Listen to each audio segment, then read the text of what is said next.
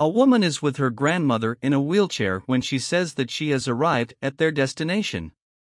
She asks if her grandmother was prepared for the surprise and removes the blindfold that was on the lady's face.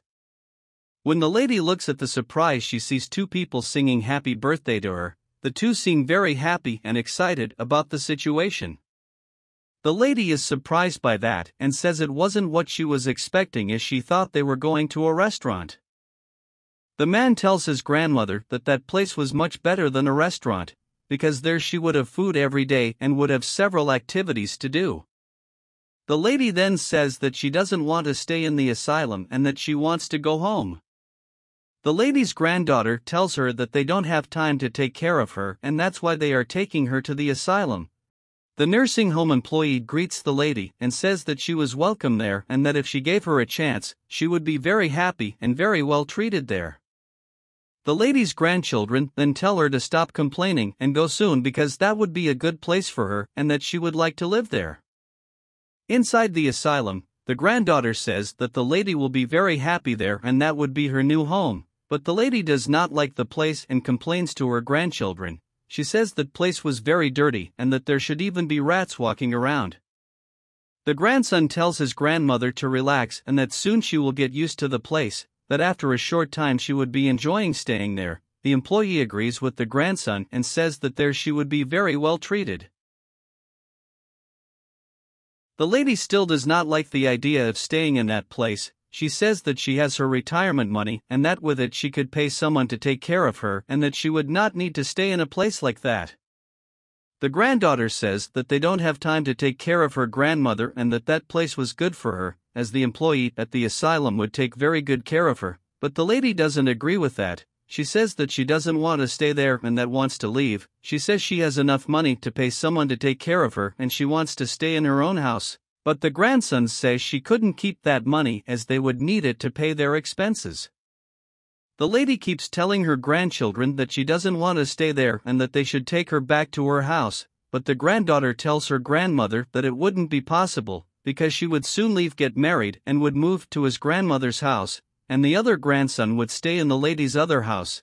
The lady tries to reason with them, but the granddaughter loses patience with her, says that it was already done and that the lady would live in the asylum from that day forward, and the grandson tells his grandmother to stop complaining about her situation. Outside the asylum, the two celebrate for finally being free of their grandmother.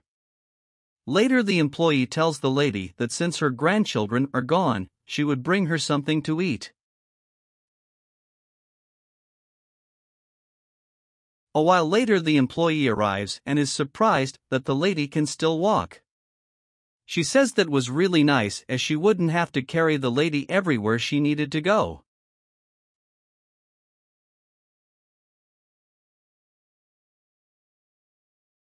The employee then says that she brought the food to the lady. She thanks her and says that she was really hungry. The employee then starts to mock the woman for saying she was hungry and throws the food at her. The lady is surprised and asks why she did that, because there was no need. The employee then tells the lady to shut up, because with the money that the lady's grandchildren are paying her, it wouldn't even be enough to pay for the food she threw at the lady. The lady then wonders what she would have done to deserve to be treated that way, because she had raised her grandchildren with a lot of love. The employee then says that the lady was complaining a lot and starts rubbing the food in her face, which makes the lady very sad, and she says that she had no need for that, as she had not done any harm to the employee, but the female employee doesn't care and tells her to stop complaining. A while later, the two grandchildren are walking down the street very happy to be free of their grandmother and decide to sit on a bench. The granddaughter says she can't wait any longer to get her grandmother's money so she can marry her fiancé, and the grandson says he can't wait any longer to be able to live in his grandmother's big house. When the granddaughter's fiancé appears, she greets them both and sits down together.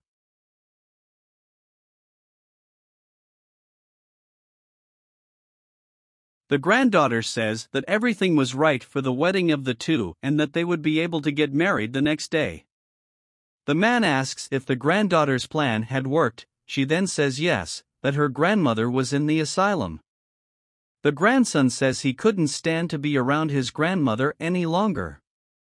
The man then says that he is very happy to be able to get married the next day. At the asylum, the employee continues to treat the woman very badly. She says that if she needed something, she shouldn't call for her and leaves. The lady says how hungry she is and starts to eat the food that was thrown at her. The next day, a priest is celebrating their wedding and asks his granddaughter if she would accept marrying the man, and she says yes. So the priest asks the man if he agrees to marry his granddaughter, and he says he doesn't. This leaves the granddaughter very surprised, and she asks the man if he was going crazy.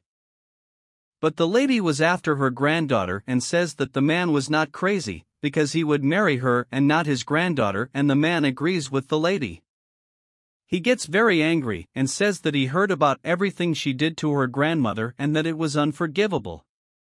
The surprised grandson asks what his grandmother was doing there, but the granddaughter soon interrupts him, saying that the man was really going crazy for exchanging her for his grandmother. She was an old woman and that he could only be doing that if he only wanted her money.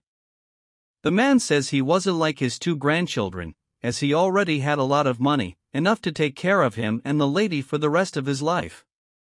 The lady then gets up from her wheelchair and starts saying that if her grandchildren thought they were going to keep all her money and her house, they were very wrong, and that if they wanted money, they would have to work for it. The lady then tells her grandchildren to return everything they had taken from her and leave there and never come back, but the granddaughter doesn't want to leave. She says that marriage was hers and that she would marry the man, he wanting to or not. The man then says that he would not marry her, he will marry the lady, and that if the granddaughter didn't get out of there soon he would call the police on her. The granddaughter then leaves the place angry with the other grandson. The Pudra says that since his job was to celebrate a wedding, he could leave, but the man says that he still has a wedding to perform, and asks him to marry the lady.